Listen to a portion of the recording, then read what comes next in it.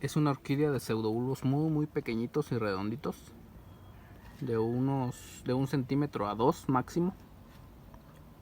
Preferentemente van montadas sobre un tronco muy estriado para que se alcance a enraizar. Los riegos son de 2 a 3 por semana, dejando reposar en el invierno sin agua para esto inducir a floración. Están bajo una malla al 50% y fertilización quincenal. ¿Qué les parece?